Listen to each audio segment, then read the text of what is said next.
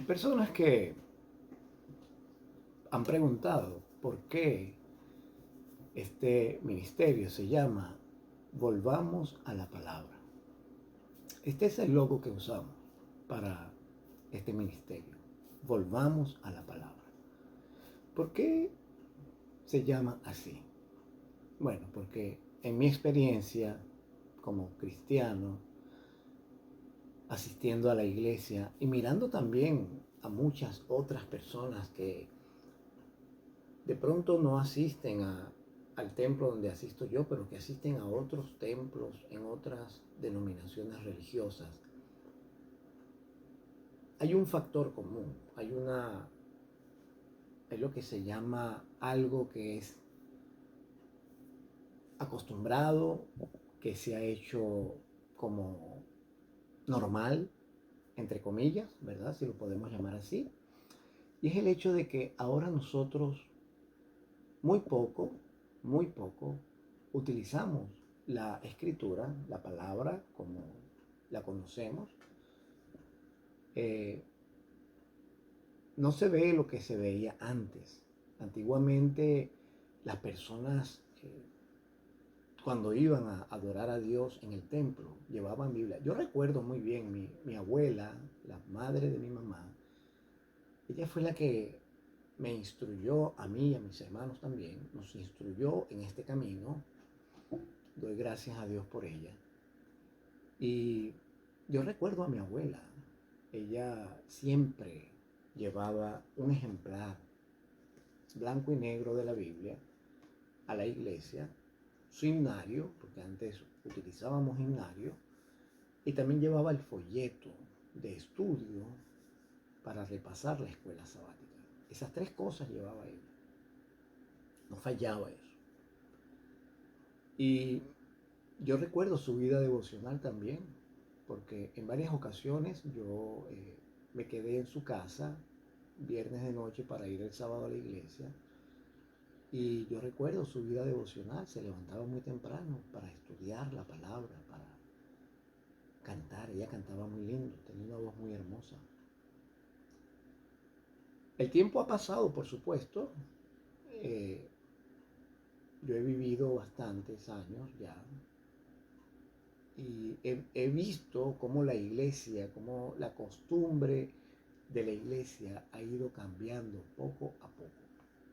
Poco a poco.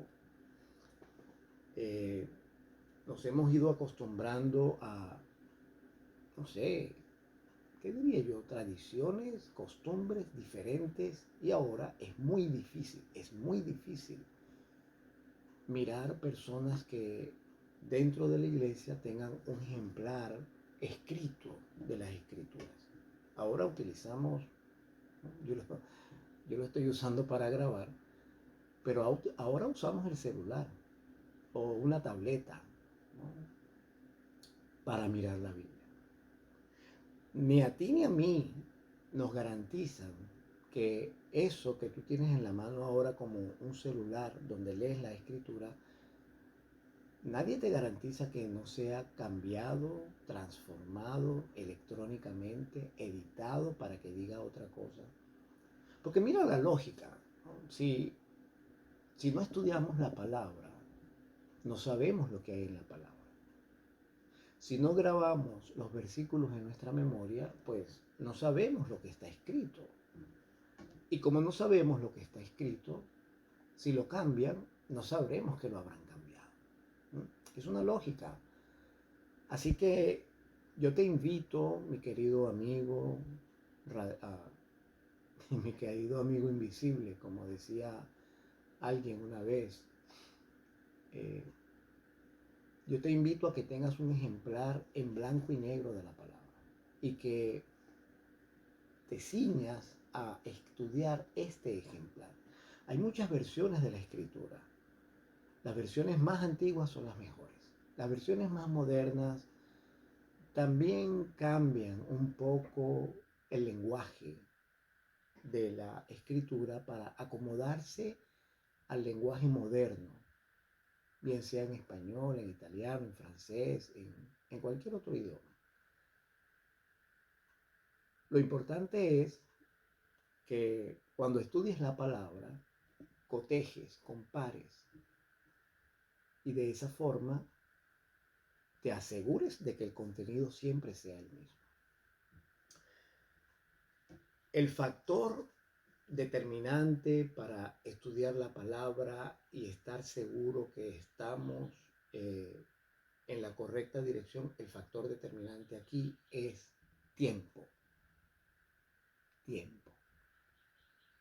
Volver a la palabra no es un asunto de simplemente leer la palabra o buscar en el internet una matutina y escuchar una matutina mientras caminas, mientras manejas, mientras haces ejercicio, mientras estás haciendo los oficios de la casa.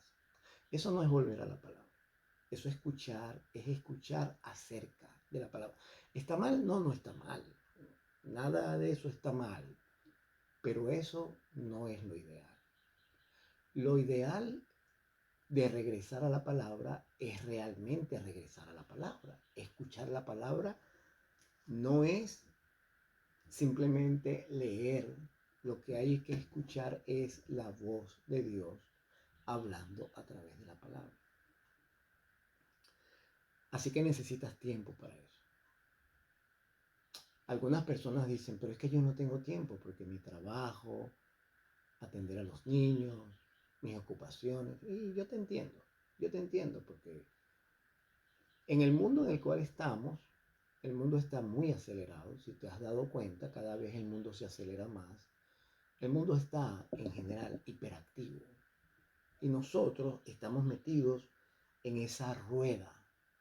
¿Tú has leído Ezequiel 1? Bueno, eso es más o menos una idea de cómo el mundo está rueda dentro de rueda que se van moviendo. Y como estamos metidos en esa rueda, pues la rueda nos lleva y es inevitable que sientas la presión de la prisa, la presión del apuro. Por lo tanto, se te hace difícil encontrar un tiempo, un momento para estudiar, porque además de la actividad constante, que por supuesto agota, te sientes cansado. Esa es una de las frases más comunes del diario vivir. Estoy cansado, estoy cansada. Queremos dormir. Y cuando vamos a dormir, no dormimos.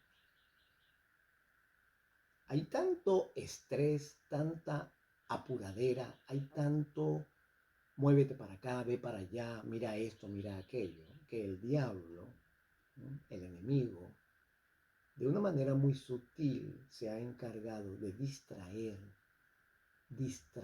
nuestra mente. Divert. En inglés, eso es divert. Él ha distraído nuestra mente de tal forma que nosotros ahora no tenemos tiempo para estudiar la palabra, para dedicarle momentos a escuchar la voz de Dios. Y como no tenemos tiempo para escuchar la voz de Dios abriendo la palabra, pues tampoco tenemos tiempo para escuchar la voz de Dios durante el día. Estamos pendientes de nuestro trabajo, estudios, actividades. El diablo ha sido tan astuto que nos ha mantenido dentro de la iglesia, lo que llamamos la iglesia, aunque realmente es el templo, pero son las actividades de la iglesia como tal, del grupo de creyentes. Nos ha mantenido tan activos, tan ocupados dentro del grupo de creyentes con una cosa y con otras, reuniones, juntas, responsabilidades de cargos, actividades para niños, para jóvenes, para adultos, para ancianos, para matrimonios, para solteros, para parejas. Y pare usted de contar, porque van a venir más actividades. Nos ha mantenido tan ocupados dentro de todas estas actividades, que son actividades buenas, repito, nada de eso está mal hecho, porque todo eso está orientado al crecimiento espiritual. Pero ¿realmente crecemos? ¿Realmente nos edificamos? ¿Realmente nos hacemos mejores? Porque esto se ve año tras año, repetidamente, como un ciclo que pareciera no tener fin. ¿Y somos mejores? ¿Mejoramos realmente espiritualmente? ¿Nos motivan a estudiar la palabra? ¿Estudiamos la palabra? ¿Nos motivan a utilizar nuestros talentos? ¿Los utilizamos? Esto es un asunto bien serio. No olvidemos que cuando los discípulos le preguntaron a Jesús, Señor, ¿cuándo serán estas cosas? ¿Qué señal va a haber de la venida y del fin del mundo? Lo primero que el Señor Jesús le dijo a los discípulos fue, cuídense, que nadie los engañe. Él utilizó la expresión, mirad, watch out, que nadie los engañe. Cuando Jesús dijo nadie, Él incluyó a todos. Y cuando nosotros hablamos de todos, no podemos dejar por fuera a nadie. Eso incluye tus actividades religiosas. Eso incluye tus amigos, tu familia, tus hermanos de la iglesia. Cuídate que nadie te engañe. Muy bien, vamos a orar para abrir la palabra y estudiar la palabra en esta mañana. Te damos muchas gracias, Padre querido, por la oportunidad que tenemos de poder abrir tu palabra, estudiarla con calma. Gracias por estos momentos de reflexión acerca de tu palabra, del estudio de tu palabra. Estamos estudiando el Evangelio de Lucas y queremos continuar con esto. Señor, bendícenos. Que tu Espíritu Santo, Padre, pueda ser enviado, que tus ángeles puedan hablar a nuestro corazón, a nuestra mente, y que nosotros podamos encontrar en tu palabra las maravillas, los tesoros que tú quieres que saquemos de allí, Padre Celestial. Ayúdanos, Señor, a entender la importancia de estudiar la Biblia. Porque el estudio de la palabra es comer las hojas del árbol de la vida. Ayúdanos a entender que no importa cuánto nos esforcemos en nuestras actividades diarias, no llegaremos realmente a ser mejores cristianos a menos que tu palabra llene nuestra mente. Ayúdanos a entender eso. Quita, Señor, de nosotros, de nuestra mente, los prejuicios, los conceptos predeterminados que podamos tener, no solamente acerca de las situaciones, sino también acerca de las personas. Las personas que me están escuchando ahora, quita de sus mentes que no se dejen influenciar por los prejuicios de comentarios acerca de lo que han escuchado de mí, de mi vida, de mis acciones, porque yo también soy un ser humano sujeto a debilidades y equivocaciones, y yo reconozco que en el pasado me he equivocado mucho. Pero tu palabra escrita, Señor, tiene poder de transformar, y yo lo creo, y lo he aceptado, y he aceptado a Jesús como mi Salvador, y me deleito en estudiar, y me gozo en conocerte, en alabarte, en bendecir tu nombre. Y en esta mañana bendecimos tu nombre, en el nombre de Jesús. Amén. Muy bien, mis queridos, esto está muy bueno, el Evangelio de Lucas, muy bueno. Ayer estuvimos hablando de cómo el Espíritu de Dios utilizó a Zacarías, a Elizabeth, a María, cómo Juan fue lleno del Espíritu Santo desde el mismo vientre de su madre, cómo Zacarías también fue lleno del Espíritu Santo cuando confesó que su hijo se tenía que llamar Juan, entonces su boca fue abierta, su lengua fue desatada. También vimos cómo María fue llena del Espíritu Santo cuando aceptó la comisión que el cielo le dio de ser la portadora en su vientre del Hijo de Dios. Y hemos estado hablando acerca del Evangelio de Lucas en su contexto histórico, en su contexto social, en su contexto teológico, Y nos hemos dado cuenta que a cada paso del libro, cada persona que hemos encontrado en el libro ha tenido un encuentro personal con el Espíritu de Dios. Esto nos ha llevado a la conclusión que es importante, vital. La palabra no es importante, la palabra es vital. Es vital estar llenos del Espíritu de Dios. ¿Cuándo? Cuando vamos al templo, cuando nos reunimos como iglesia y oramos, Señor, danos el Espíritu Santo. ¿Saben qué? Es muy interesante ese asunto. Esto sí es interesante. O sea, no digo que sea interesante porque yo considero que es interesante, sino que es interesante en sí mismo. Cuando Jesús hablaba con los fariseos, él los acusaba a ellos de ser asesinos porque eran los hijos de aquellos que habían asesinado a los profetas y ellos se sentían orgullosos de ser hijos de los que habían asesinado a los profetas. Nosotros, con nuestra propia boca y lengua, confesamos cuando vamos y nos reunimos como iglesia. Y cuando vamos como iglesia y nos reunimos y adoramos a Dios y le decimos, Señor, danos la presencia de tu Espíritu Santo, estamos confesándole a Dios que el Espíritu Santo no está con nosotros. Cuando le decimos, Señor, venimos ante tu presencia. Porque entendamos una cosa, hermano. Yo respeto, asisto y estoy de acuerdo que cuando nosotros nos reunimos como iglesia y clamamos por el poder de Dios, por la presencia del Señor, yo entiendo, respeto y considero y me uno al sentir popular de los que nos congregamos que el Señor de una forma especial se manifiesta. Cuando Elías estaba en el Monte Carmelo con los 450 profetas de Baal y el pueblo de Israel expectante a lo que iba a suceder con respecto a su oración, él oró y dijo, Señor, demuéstrale a ellos que es por tu palabra, por tu orden que yo estoy haciendo esto. Elías oró por la manifestación del Señor, porque él era su hijo, él era su profeta.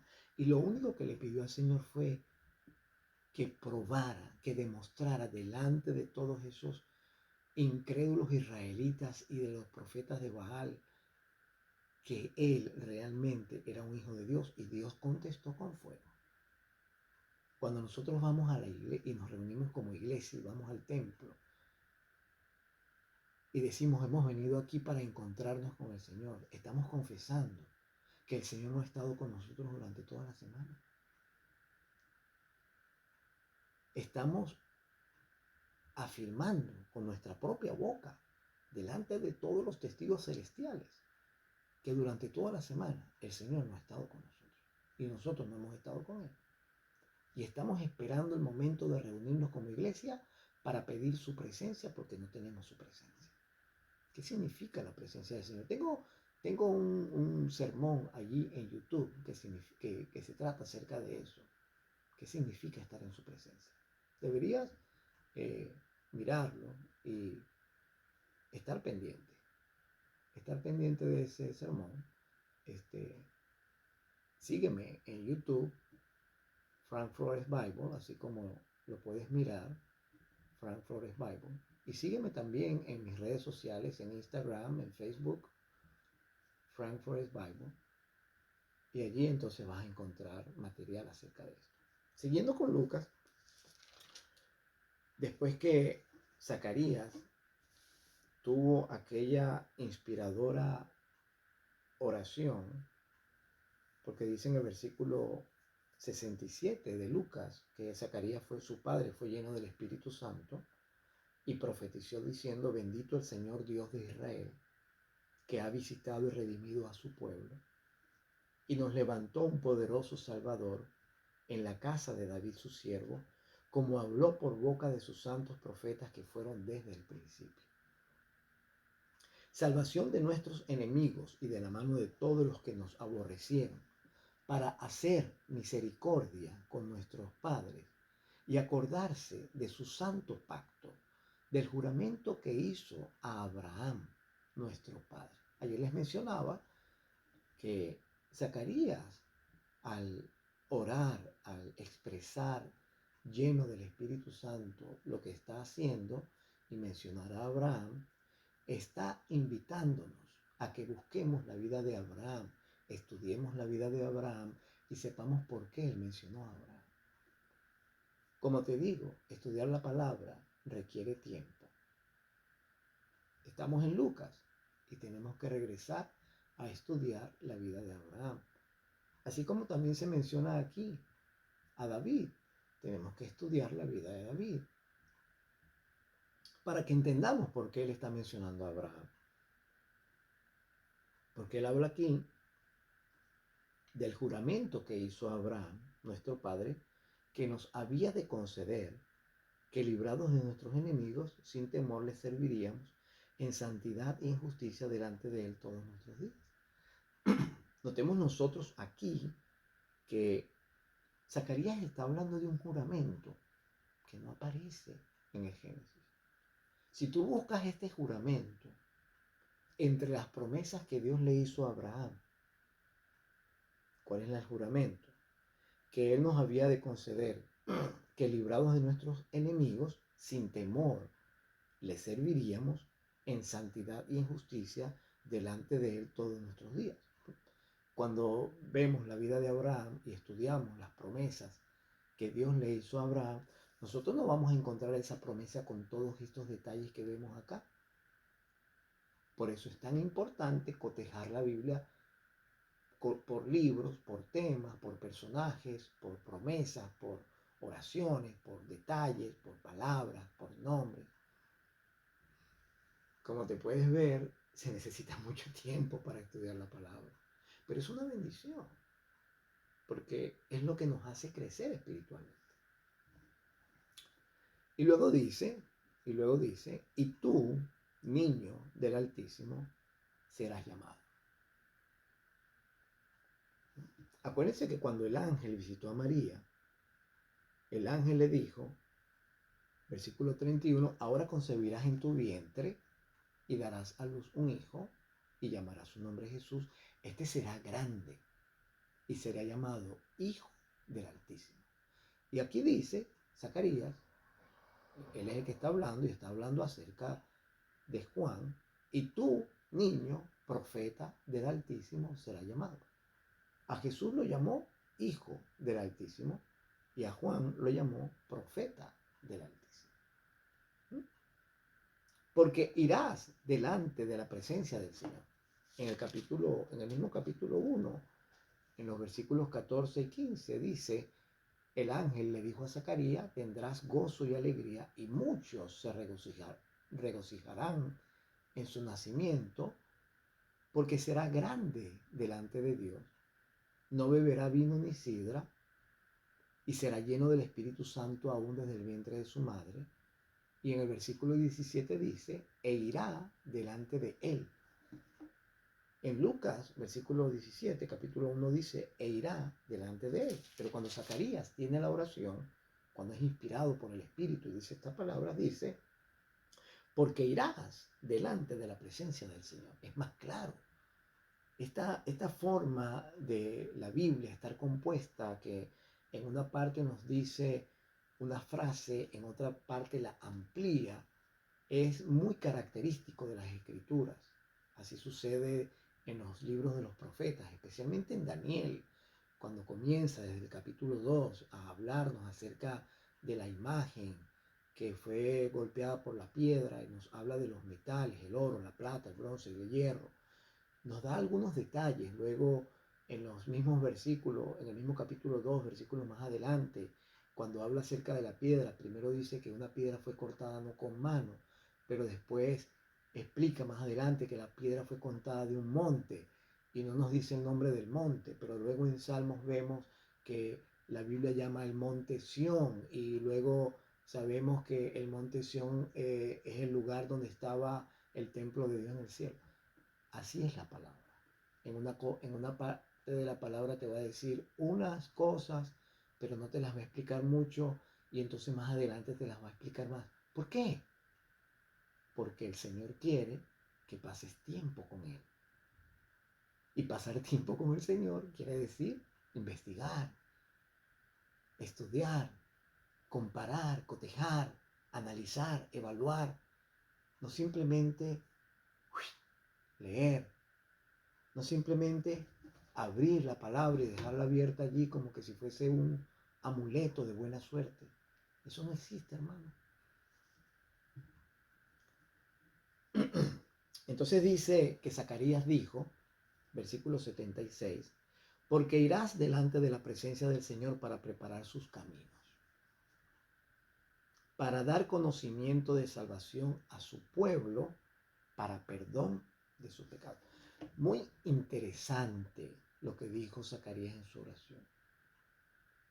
El propósito de Juan, la razón por la cual Juan fue llamado a un ministerio, es porque él tenía que dar conocimiento de salvación a su pueblo para perdón de sus pecados. En el libro de Hechos, en el libro de Hechos, en el capítulo 2, acaba de llegarme ese verso a la mente, y yo sé que el Espíritu Santo trae a mi mente los versículos que es necesario que les diga. En el capítulo 2 del libro de Hechos, en los versículos 36 en adelante, ahí está Pedro predicando después de haber recibido el Espíritu Santo, ¿no? Lleno del Espíritu, y dijo, sepa pues ciertísimamente toda la casa de Israel que a este Jesús, a quien vosotros crucificasteis, Dios le ha hecho Señor y Cristo. Y dice, al oír esto se compungieron de corazón y dijeron a Pedro y a los otros apóstoles, varones hermanos, ¿qué haremos? Estamos leyendo esto haciendo referencia a lo que dijo Zacarías en Lucas, en el capítulo 1, en el versículo 77, cuando dijo que Juan había sido enviado para dar conocimiento de salvación a su pueblo para perdón de sus pecados. Y dice la Biblia, Pedro les dijo, arrepiéntanse y bautícese cada uno de vosotros en el nombre de Jesucristo para perdón de los pecados. ¿Se dan cuenta que hay concordancia? Juan fue enviado para dar conocimiento de salvación a su pueblo. Ahora imagínate, el profeta fue enviado a predicarle al pueblo de Israel y a decirle al pueblo de Israel, no a los gentiles, al pueblo de Israel, el mensaje para el pueblo de Israel era arrepiéntanse. ¿De qué se tenía que arrepentir el pueblo de Dios si era el pueblo de Dios? ¿De qué se tenían que arrepentir los circuncidados si ya estaban circuncidados? ¿De qué se tenían que arrepentir los que iban y se reunían alrededor del templo si iban y se reunían alrededor del templo? ¿De qué se tenían que arrepentir los que pisaban el suelo sagrado si todos los días pisaban el suelo sagrado? Es decir, la tierra de Jerusalén. ¿De qué se tenían que arrepentir los llamados judíos, el pueblo de Dios, si todo el tiempo escuchaban la palabra, iban a la sinagoga, miraban a los fariseos? ¿De qué se tenían que arrepentir? Porque este es el mensaje de Pedro, arrepiéntanse y bautícese cada uno de ustedes en el nombre de Jesucristo para perdón de los pecados. ¿Cómo así que los hijos de Dios, el pueblo de Israel, estaban en pecado? ¿De qué pecado estamos hablando nosotros? Si vivían en la ciudad santa, asistían al templo que era para Dios, todos los días pisaban suelo santo, tenían las escrituras, asistían a la sinagoga, escuchaban a los profetas, escuchaban a los fariseos, de qué se tenían que arrepentir, cómo así que se tenían que bautizar y ser perdonados sus pecados. Ayer leímos el libro de San Juan, el capítulo 1. Ayer lo leímos, pero lo voy a refrescar. Dice en el versículo 11, hablando acerca de Jesús y hablando acerca de la reacción del pueblo cuando Cristo vino la primera vez. A lo suyo vino y los suyos no lo recibieron. Versículo 11 del capítulo 1 de Juan. Entonces, ¿de qué se tenían que arrepentir los llamados hijos de Dios, el pueblo de Israel? Tenían que arrepentirse de no haber recibido a aquel que vino a buscarlos para salvarlos. Y volviendo a Lucas, volviendo a la oración de Zacarías, dice, por la entrañable misericordia de nuestro Dios, con que nos visitó desde lo alto la aurora. Con que nos visitó desde lo alto la aurora. No es la aurora el inicio del amanecer, ¿sí? Y el ocaso es la puesta del sol, ¿sí? La aurora. La senda de los justos es como la luz de la aurora. ¿No es así que dice la palabra? Que va en aumento hasta que el día es perfecto. Nos visitó desde lo alto el amanecer. Nos visitó desde lo alto el inicio del día, el sol de justicia, la aurora. Y entonces dice, ¿para qué nos visitó desde lo alto la aurora? ¿Para qué nos visitó desde lo alto el amanecer? Cuando leemos este versículo y leemos que dice con que nos visitó desde lo alto la aurora, la entrañable misericordia de nuestro Dios, con que nos visitó desde lo alto la aurora. La aurora nos visitó desde lo alto por la misericordia de Dios. Quiere decir que es un acto que no merecíamos, pero Dios nos lo está regalando. La aurora. Si nos está visitando la aurora es porque está oscuro. Porque la aurora es el inicio del día, es el momento cuando el sol se levanta para dar claridad. Nos visitó desde lo alto la aurora. Y luego dice el versículo 79, para complementar, para completar la idea, para sellar el pensamiento divino, para dar luz. Nos visitó desde lo alto la aurora para dar luz. Quiere decir que si nos está visitando la aurora desde lo alto por la misericordia entrañable de Dios para darnos luz, es porque hay tinieblas.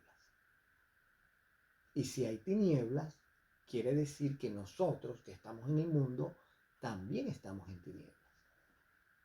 Para dar luz a los que habitan en tinieblas y en sombra de muerte.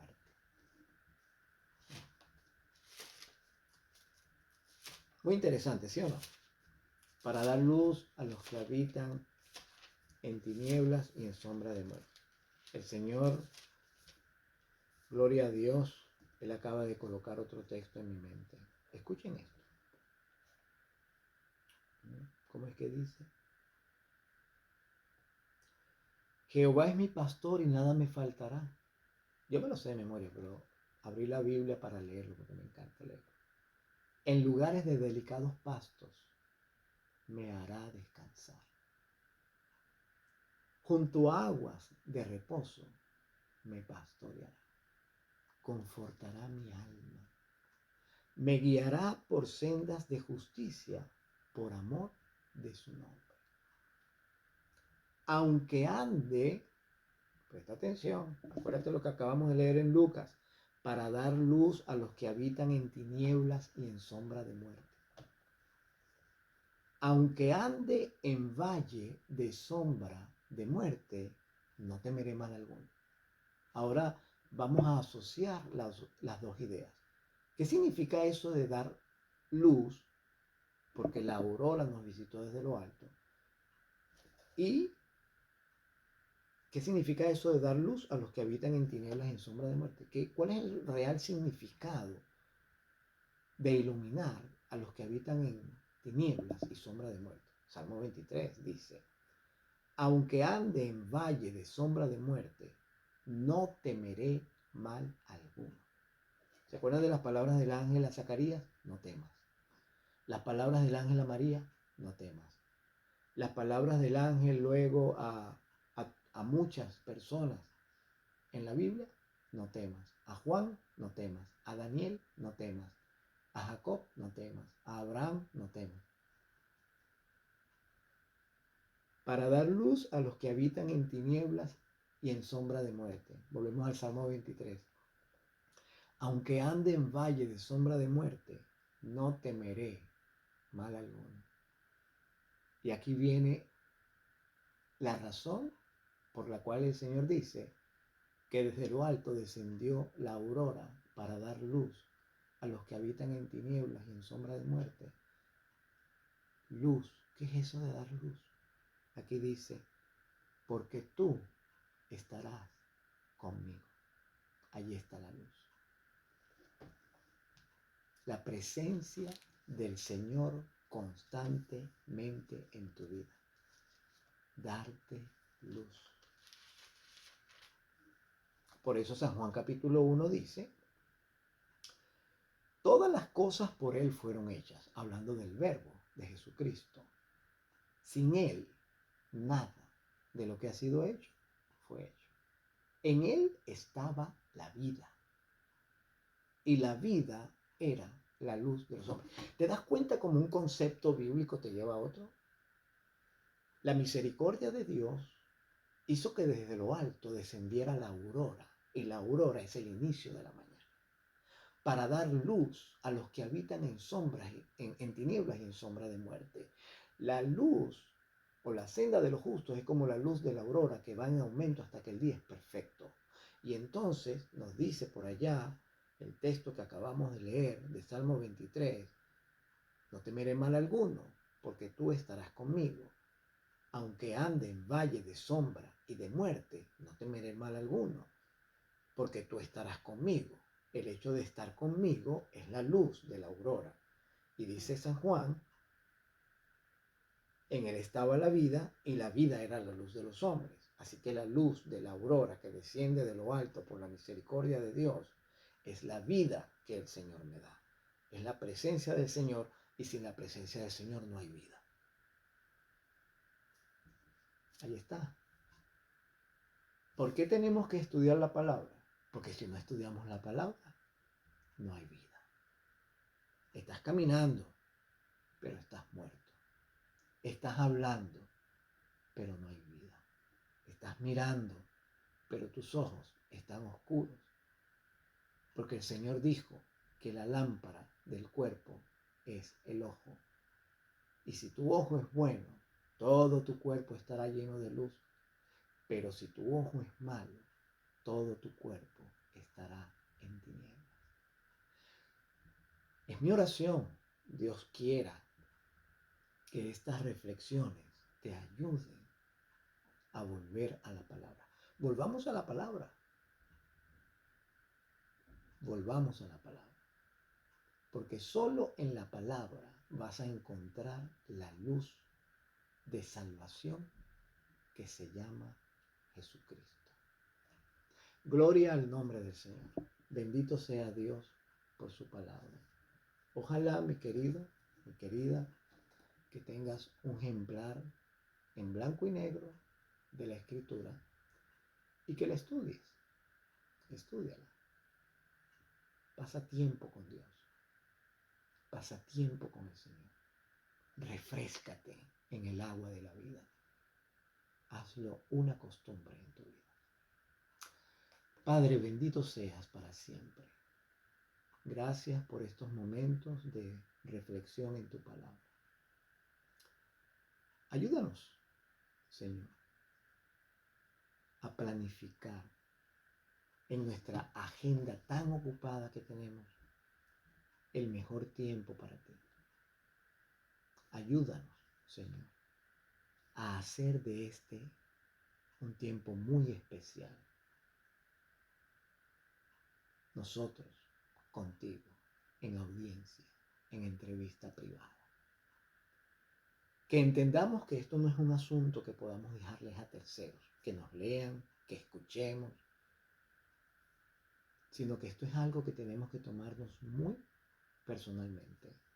Estudiar tu palabra por nosotros mismos, analizar el texto y dejar que el Espíritu Santo hable a nuestro corazón. Que desde lo alto descienda la aurora, que traiga luz e ilumine las cámaras de nuestra mente. Que nuestra senda sea como la senda de los justos, como la luz de la aurora que va en aumento hasta que el día es perfecto. Y que la luz que se llama Jesucristo pueda venir e iluminar las cámaras de nuestra mente y ahuyentar las tinieblas para siempre. Te alabamos, Padre Celestial. Bendito seas tú por toda la eternidad. Gloria a tu nombre, Señor. Deseamos, queremos, anhelamos el día cuando tú regreses por segunda vez. Queremos verte personalmente. Queremos darte un abrazo. Queremos gozarnos con todos los redimidos por el resto de la eternidad. Danos ese privilegio de ser salvos y de mirar tu rostro, escuchar tu voz personalmente. Bendito seas, Padre Santo. En el nombre de Jesús. Amén. Que tengan un bendecido día y que volvamos a la palabra. Volvamos a la palabra. No lo olvides. Dios te guarde siempre.